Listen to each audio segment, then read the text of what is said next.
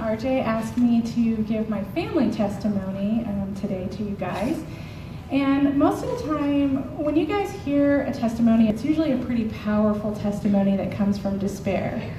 Like perhaps that person might have found Jesus in a jail cell, or maybe at the bottom of a bottle, or maybe after years of childhood abuse. And I love those stories because they are so real and they are so powerful of the resurrection, but that's not mine, and it's not my family's. In fact, today I'm actually going to tell you the story about how my family found Jesus at the top of the American dream. You see, we were a family that was probably a lot like yours. We had pretty much everything that we needed in life. My husband and I both grew up in very loving homes with two parents. We had amazing vacations, Christmases, fishing on the river with our dads. We were able to go to college. We started our careers young. We met, we married, we bought a house in the country, and we had two amazing little boys. In fact, if I could handcraft my kids myself, there's no way I would have done it as well as these two little boys turned out. So, to sum it up, we had pretty much everything we needed. And to illustrate that, I have a really funny story for you. So, when I was in college, I took this class one time called The Adverse Effects of Childhood Trauma on the Brain, because it was on Wednesdays, and if I took this class, I didn't have any classes on Fridays because I was a business major, so pretty clever, right? So my teacher said, and Vi, if you're here, you're gonna love this story, but my teacher said, "What is childhood abuse to you?" And I thought about it, and I must have given the Webster's dictionary definition like 6 times, and she just kept shaking her head and said, "Nope. If you can't define what abuse is to you, then you can't pass this class." And I was so mad. I said, "Okay, fine. You want to know?" I never got the Snoopy snow cone machine. I asked for it every birthday and every Christmas, and I never got it. And that's abuse.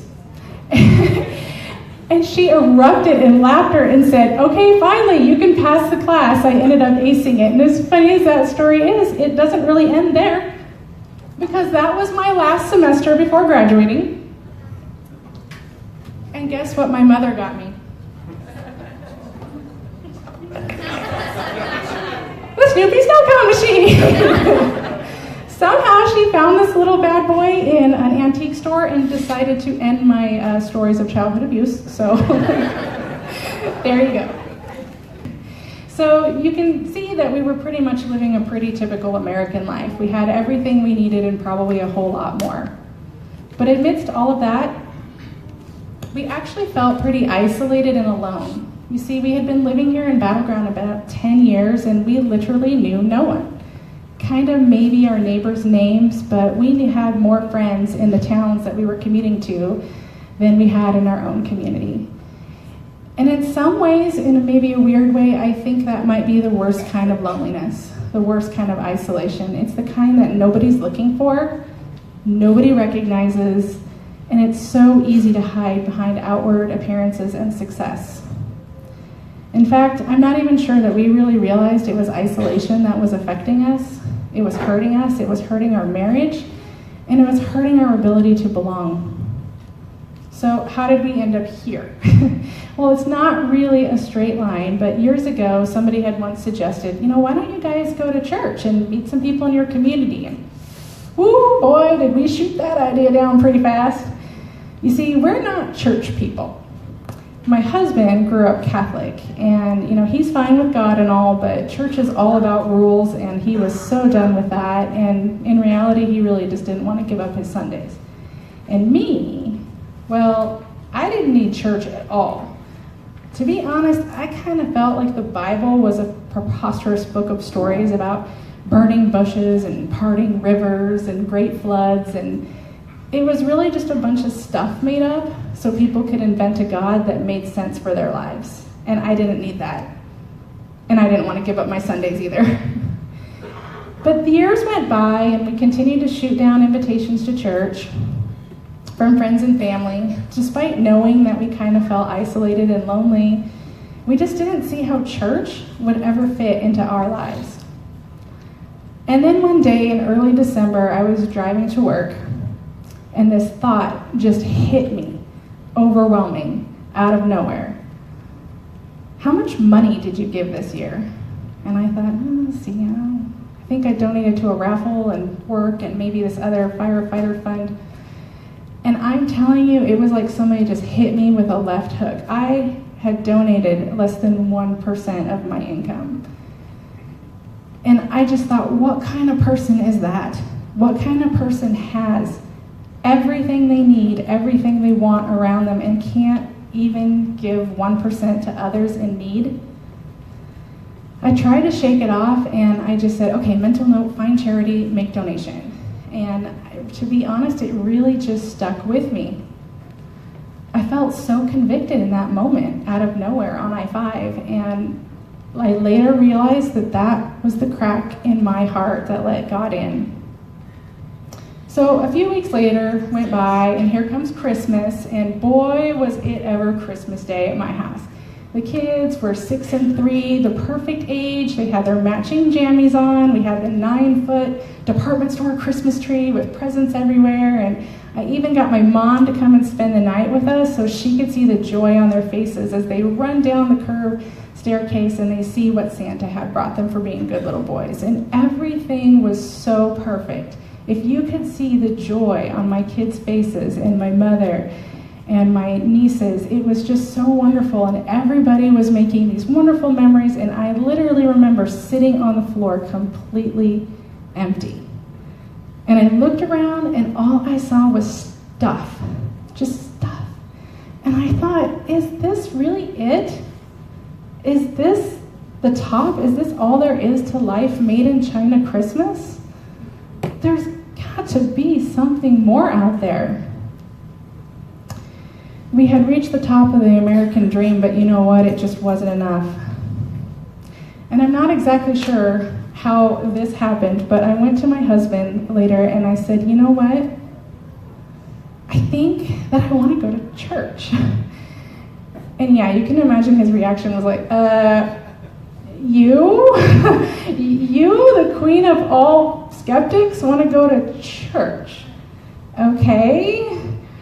And you know, the longer we talked, the more we realized that we both were feeling the same thing: isolation, loneliness, and missing something in our lives.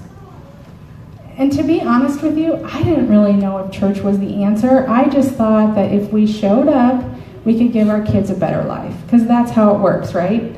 You know, you learn church when you're a kid, and that's how you're taught. And it was too late for me, but maybe for them, they were still young, they would have that sense. Maybe it was faith I was missing, but they would have it. So we decided we'd go to church. We'd give the kids something we didn't have, and maybe, you know, along the way, we would meet some people and make some friends. And I bet you're thinking that we showed up, made friends, and everything was right with the world. Well, we did. We showed up and we made a lot of friends, and to tell you, the isolation ended immediately. But in that moment, both my husband and I realized the isolation wasn't about people. As good as it felt to be connected to someone or something, we realized that we weren't connected to God. And that's where the journey was going to take us. In fact, I can even remember looking around the room and watching you guys and just seeing that you had something that I didn't. You had this peace about you, and I so desperately wanted it. Why couldn't I just show up and believe in God? Why did I have to be so hard-headed and skeptical all the time? Ask my sister. She's sitting right there. It's true. I am hard-headed. But thank God the church didn't let me believe that church was for kids. No. You guys took me in your homes. You took me to small group, potlucks, game nights. You answered all of my questions like, so we can still eat bacon? I'm not kidding. I actually asked that question.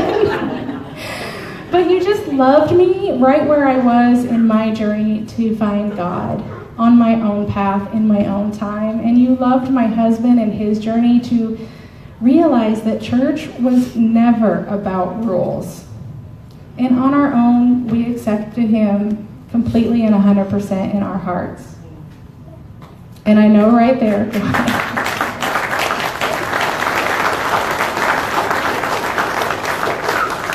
and I know right there that's where I lost some of you. I get it, that scary church talk, right? Oh, I found a Savior and I accepted him in my heart. It's weird, I get it. I was on your team, remember? That scary church talk is scary. But please listen to me and hear these words coming from a skeptic. Jesus is real.